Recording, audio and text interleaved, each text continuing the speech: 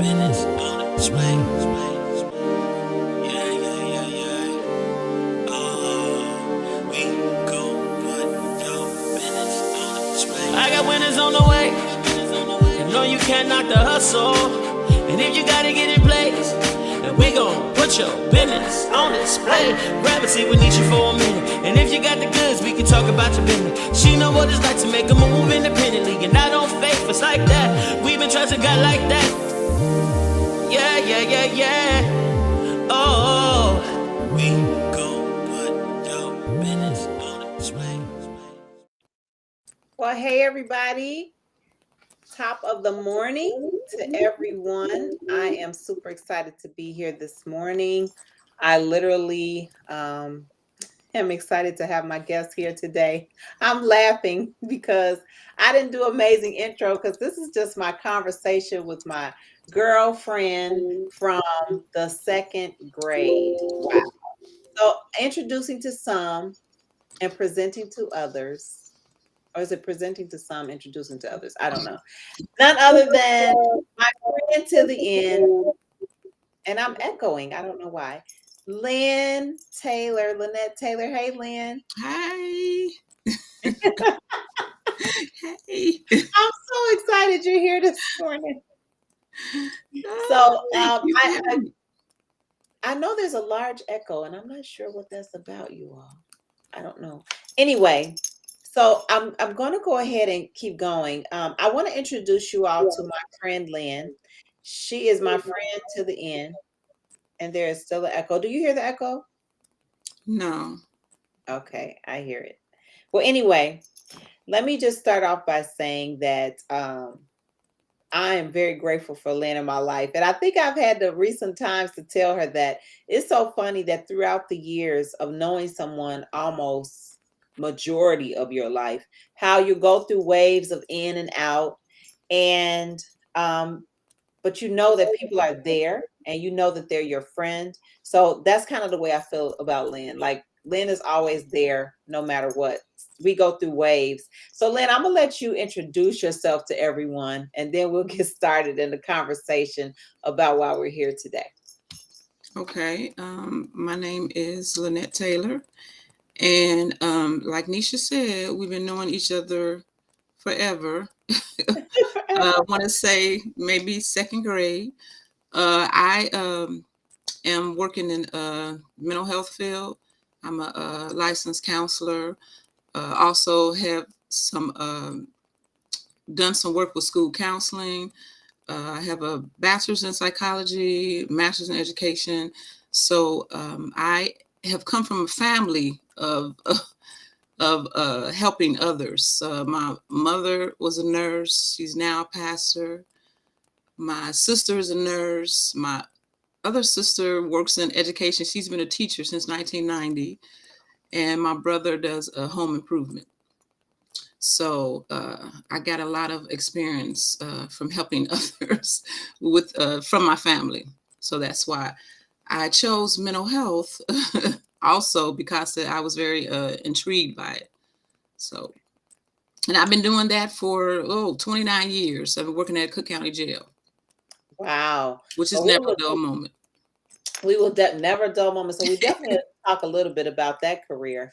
But I want to go back a little bit because I entitled this Bullying and Mental Health. And the reason I entitled it this is because, of course, we're still in May, which is Mental Health Awareness Month. And I know you're very gifted in, and I want to say this, you're gifted in the area of helping people to know that they can move forward. And I say that because Lynn helped me.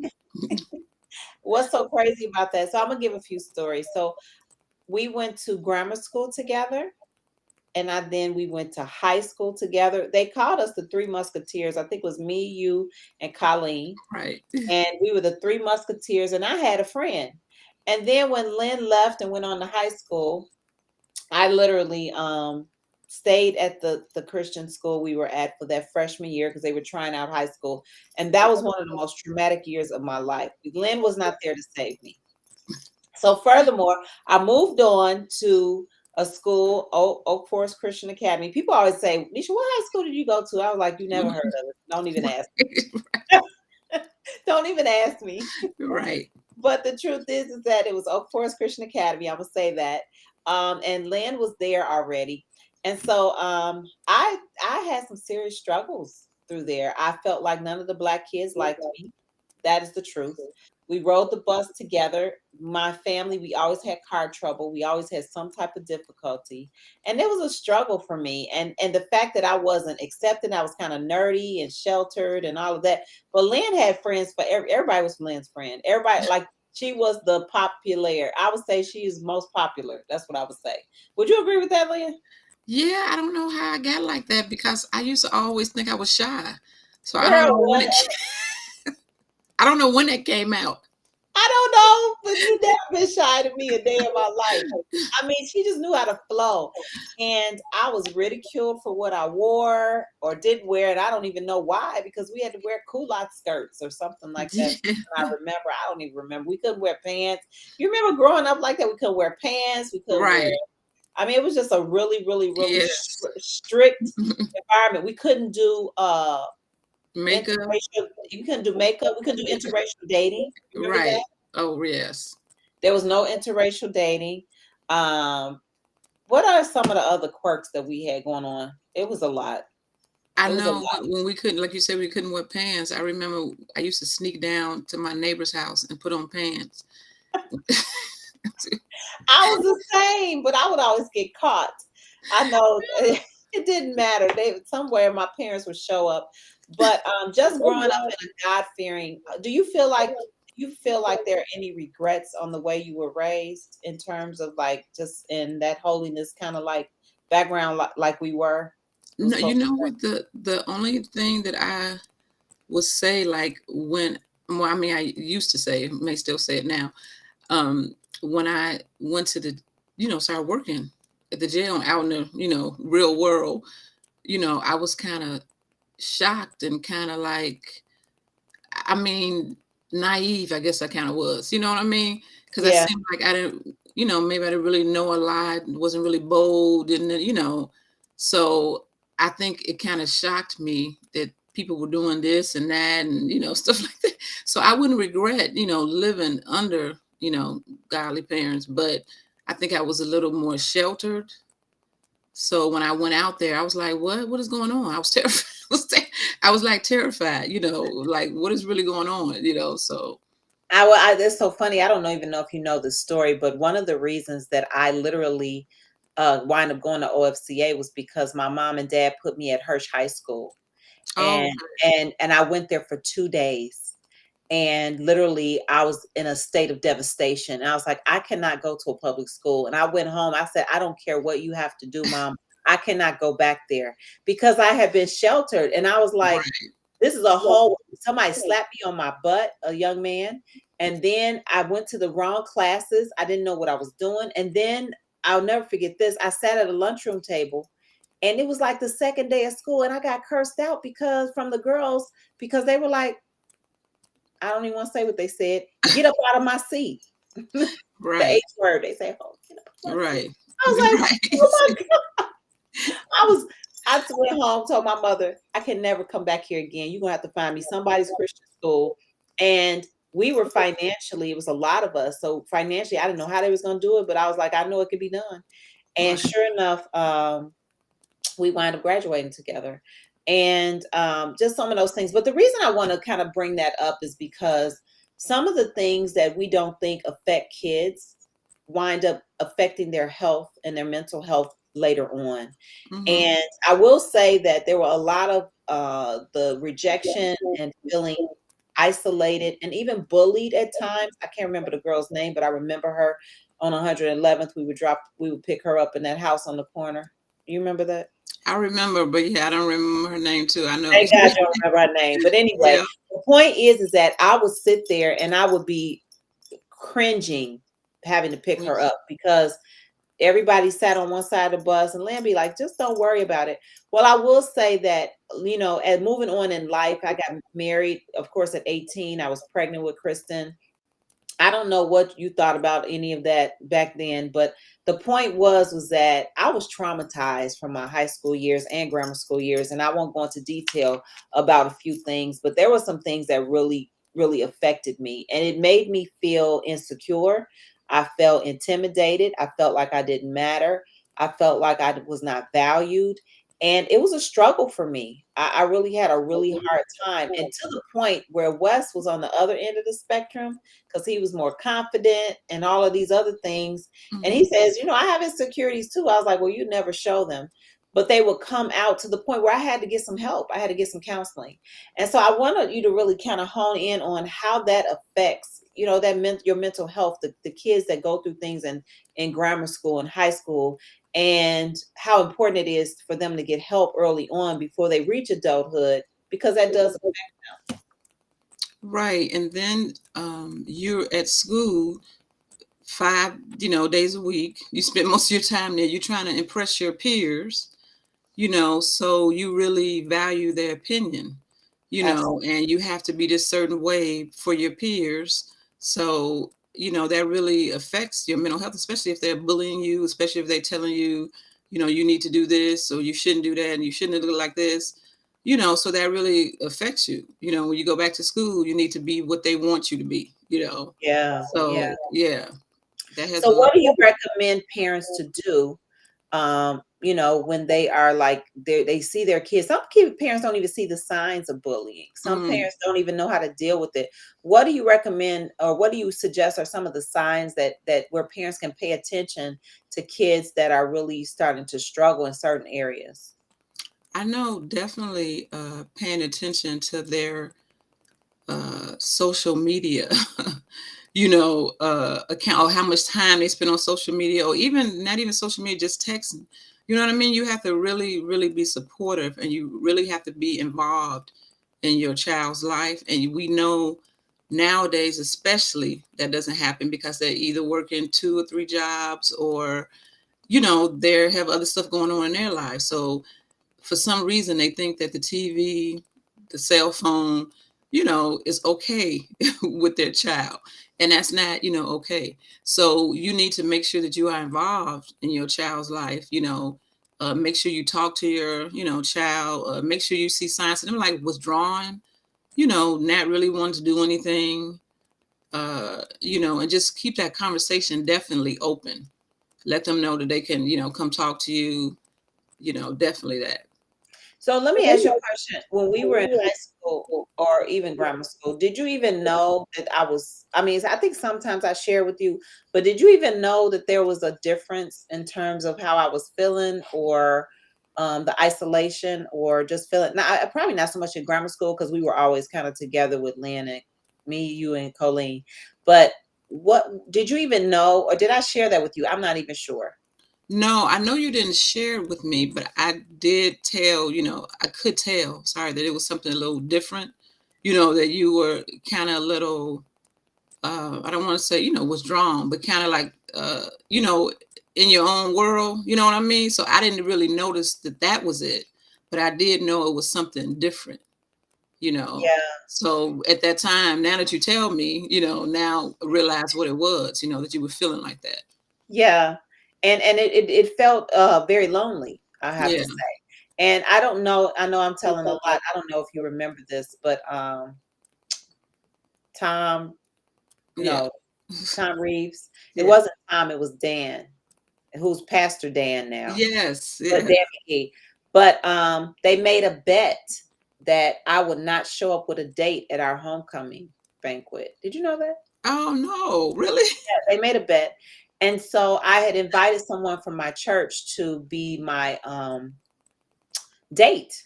And you know, and I kept asking and borrowing quarters for the payphone. It was 35 cents. And I kept borrowing 35 cents to call. And finally his sister said, Nisha, he's in the bed sleeping. He's Oh, not coming. And of course he wasn't coming. He was all the way down in the projects, and not even trying to just call shade, but he was way down there, and I was all the way in Oak Forest or wherever we were at some banquet facility. And I probably spent $3 and change trying to keep oh, calling, wow. and there was no answer. Devastation. Well, the most devastating part was not that he didn't show up. The problem was that the bet was made that Mm. I would not have a date. And I didn't. Oh wow. Oh my god. No, I did not know that. Why would they do that? I didn't know. Oh So my anyway, I'm telling that story because things do affect you, and yeah. they do that, those memories. And so even today, when Mr. Hansen called me out and said, "You're Mm, 2 seconds short of graduating, young lady," yes. he didn't know that my father's quote unquote, and I called it a milk truck. We were all in there sitting on crates on a bus going towards the graduation, and it broke down on the expressway on my graduation day. Y'all, look, Now I'm telling that you, right. I'll never and, forget. Yes. and y'all was all standing there. And to this day, on our OFCA page, when they say, what was Tim Hobbs looking at? And Imogene said, Nisha, because she was late for the graduation. Oh yeah, I definitely remember Let me help you that. with something. Yes. I was traumatized and devastated and put to shame always. I'll be like, it's so funny. My running joke is that when God gave me Wes, he felt sorry for me. He was like, he gave me somebody that would love me because finally I was struggling. He said, let me He, get her out of this mess. he I knows what think he's saying. I'm laughing about it, but I mean, not even thinking about my stuff was my story. But I'm sure, with you working at the jail, Cook County Jail, and having encountered so many people with psychiatric needs, the stories I'm sure are countless of why their mental health is the way it is. What would you say, at what age would you start honing in on, just from hearing the stories you've heard and the experience of you working in counseling so many? Tell me a little bit about what you think is obvious to parents, or even obvious in life, when you need to get some help. I mean, not even as parents, but adults, grown adults, if they've had adverse effects. What are some of the obvious signs that you feel like where people say, you know what, you need to go and seek out some help? Right. I think like when you definitely have no interest in doing things anymore. I mean, of course, sometimes you get tired, or sometimes you get depressed, or a little down, I should say. But if you feel like that all the time, I mean, the things that you used to do don't bring you any enjoyment. You don't feel like really eating. And then when it gets really, really bad, when you don't take care of your hygiene, you just really find yourself at home, uh, in the same clothes, not showering, not want to talking to anyone. And then especially if that person was a sociable person, you know what I mean? So like, it's not like, oh, I just want to, spend time with myself. I don't feel like being bothered right now. Okay, people say that, but all the time, like you really notice it a lot more, that's probably when you need to talk to someone. That with the children, I've just been surprised that it's been so early. Like as we see a lot of stories or hear a lot of stories, like 5-year-olds, 6-year-olds, Really? attempting suicide or committed. I just was really surprised by that. Oh That my I'm like, what was I goodness. doing at 5 and 6? So I wouldn't, so now you have to really start early. You have to But start when early. you hear, not to cut you off, but when you hear a child say, I just don't want to live, I don't want to be here, and they're 4 and 5 years old, what is that? I mean, sometimes we're like, oh, mommy, I just don't want to be here anymore. And they say that, and, oh, go sit down somewhere, or, Right. is that an immediate response to go and get some help? Or is it just something that you just kind of like can talk to a school counselor? What do you think? Yeah, I think you should definitely start talking to a professional, that time. But then also, like I said, you have to make sure you recognize the signs too. You know, uh, they may just say that and you're like, oh, okay, they're just talking about something they heard from somebody else and you ignore them. So that is definitely, definitely not the thing to do. So you should definitely start, seeking some help with a counselor or the school counselor or someone outside, a school, definitely start talking to your pastor, start talking to a therapist, someone, that is a professional that will deal with that. I don't think that we ever had anybody that I can recall, commit suicide when we were growing up. But one of the things I do think about is become more prevalent. It's like in Hmm. our faces, suicide. Um, Share a little bit of why you think that is. I have no clue why it's Yeah, coming. I don't. It's just so mind-boggling to me because we never, like you said, we never really heard about this. I don't even know if people kind of said it jokingly. I just don't remember that, like you said. But I don't know if it's just the. I mean, definitely, I would say for sure, some people that may be depressed may go to drugs, and that's another thing, another like substance abuse. If you're depressed and you think the drugs is going to take that depression away, so you start using and you become I don't know, addicted to heroin, cocaine, alcohol, whatever. So if you feel like you can't get off of that, you feel like you can't get any help, you feel like you're just worthless. You feel like nobody listens to you. uh, it's been a lot of I don't know, devastation happening lately, in the world in general. Mm. In the world in general. So some people get very, very overwhelmed by that and not able to come out of that. They get too overwhelmed and they get too worried and they get too anxious and they can just never come out of that. Or I remember listening to Naomi Judge just passed. I remember listening to her daughter talking about how it was just so heavy for her and the pain was just so much, and those demons and the disease told her lies, and she couldn't even think of anything truthful about herself.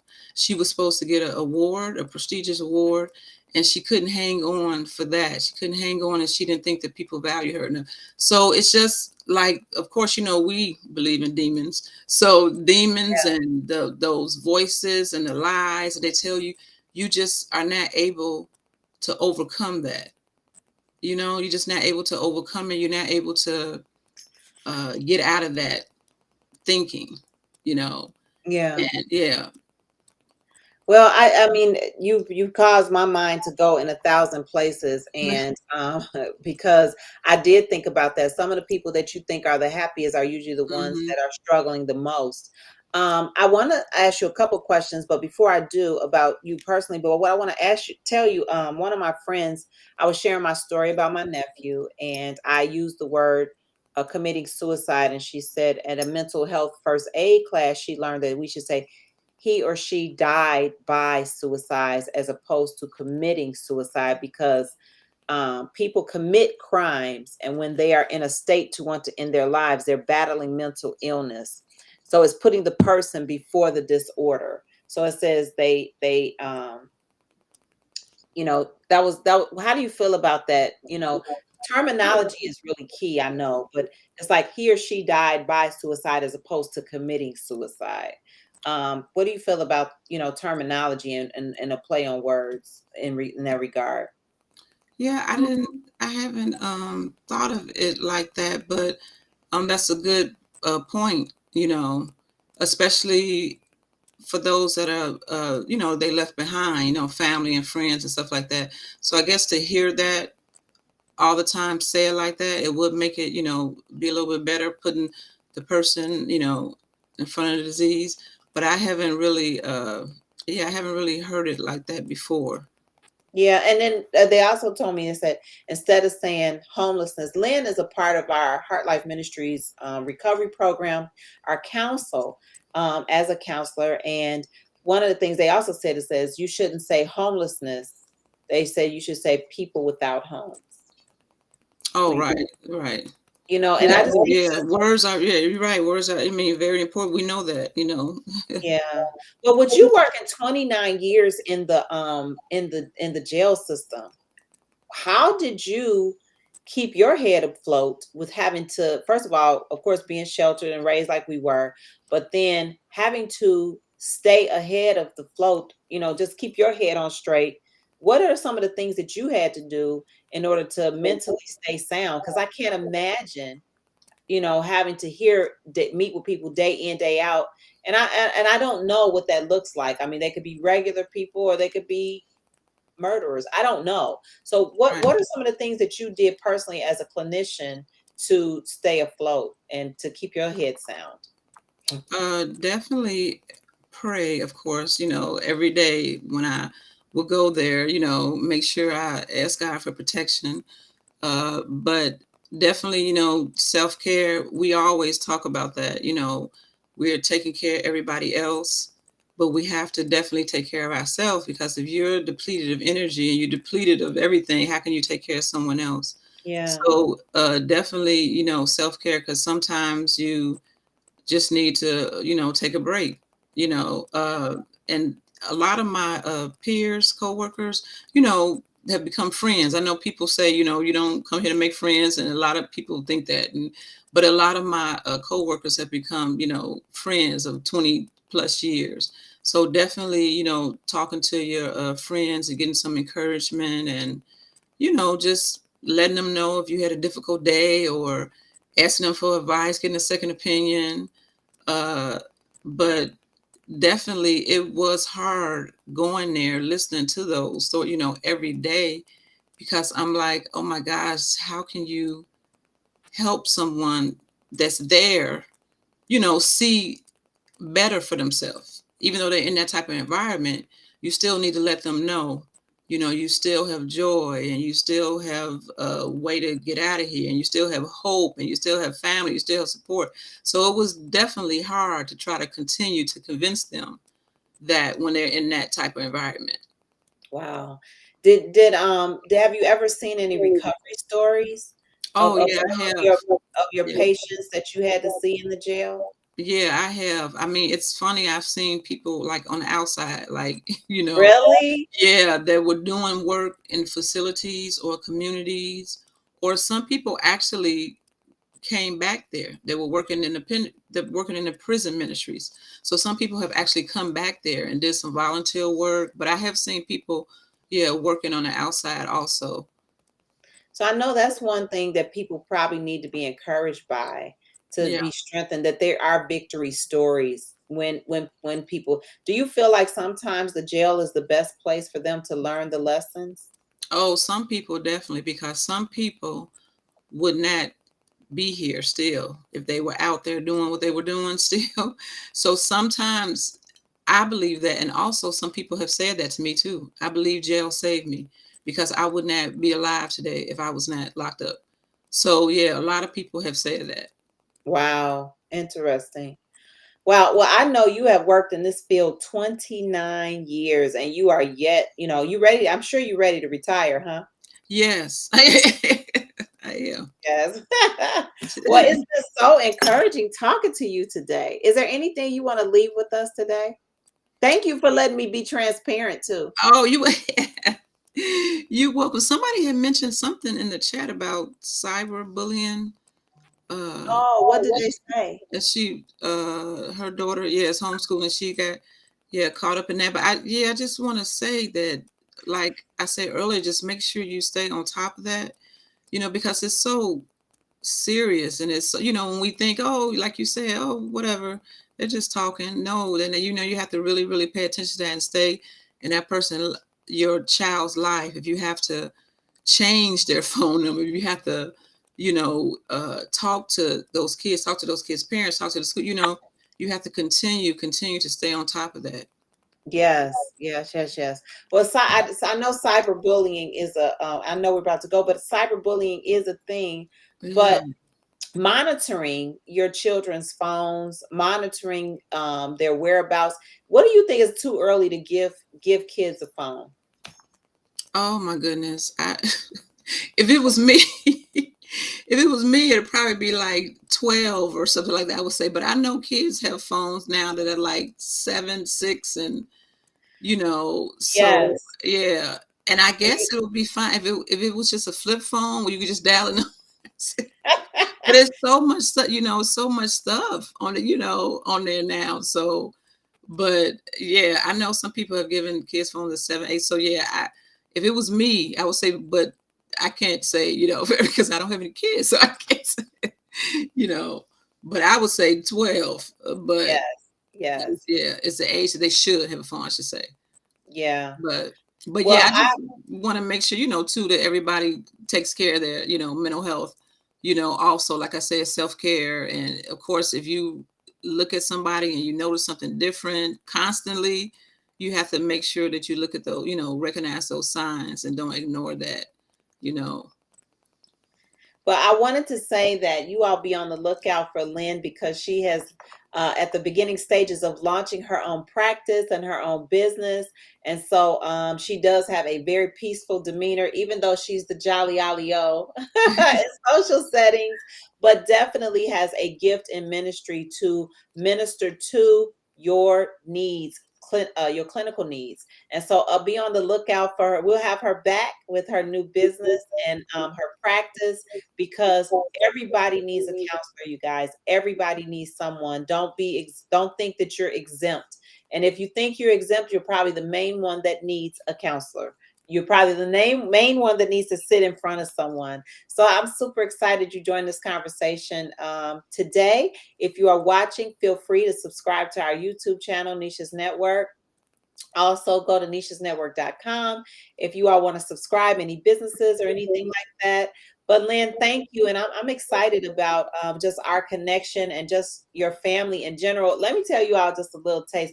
Lynn and them helped me in the early stages of me doing hair because I would go to the house and I would do their hair. Sometimes you don't forget your humble beginnings of people that sold into Right. your business from the beginning. Even though I thought I was doing a good job, but I was trying out some stuff on y'all too. I remember.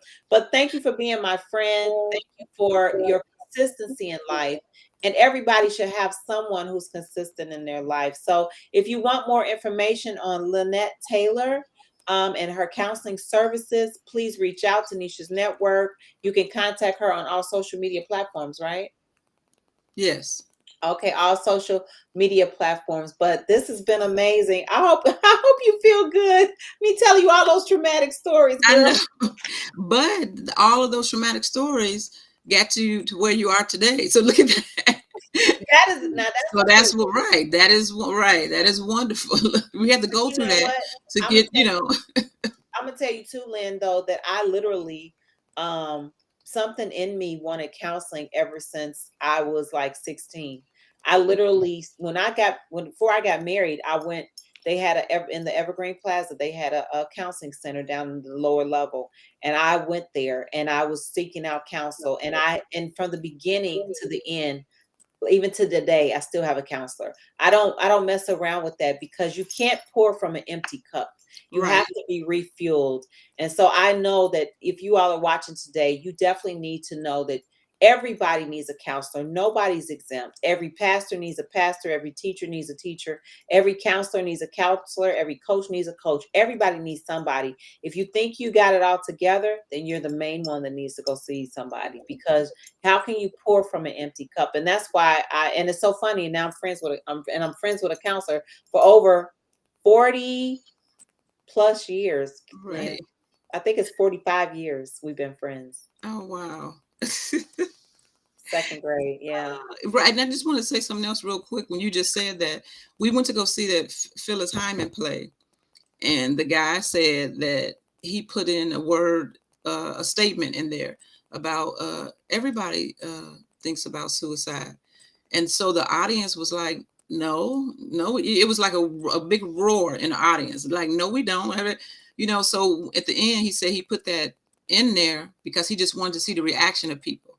Because just what you said, you don't know just because this person is, I don't know, famous, just because this person has everything going for them, they also may need a counselor. They also may need to talk to someone. So he was saying no one is exempt from that. And of course, he said that him and his wife relied on God for their strength because their son committed suicide. Oh wow. So yeah, Phyllis Hyman's son? it was the writer of the Phyllis Oh, the Hyman writer play. of the Phyllis Hyman story. Okay. Yeah. Wow. So he was saying, yeah, how him and his wife had that, tragedy happen. So, no one is exempt. You don't know, when it could happen. You don't know when somebody needs to seek counseling, but you need to stay on top of it. Yeah. Yeah. That's so good. Yeah. Wow. That's thought provoking in itself. To see that reaction and that response. Yeah, people to kind of reject it, but then there's probably somebody in there that was thinking it. So you just right. never know. And people don't know there are a lot of verses in the Bible that talk about mental health too. So yeah, that definitely is your go-to as well. Definitely. That's good. Yes. Especially the one that will keep him in perfect peace, Yes.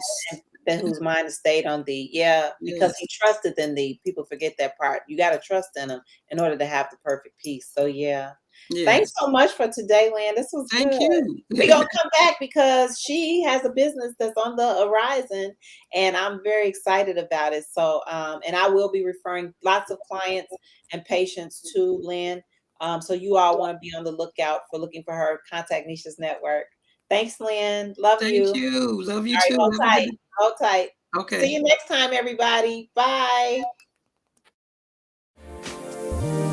Yeah, yeah, yeah, yeah. Oh, we gon' put your business on display.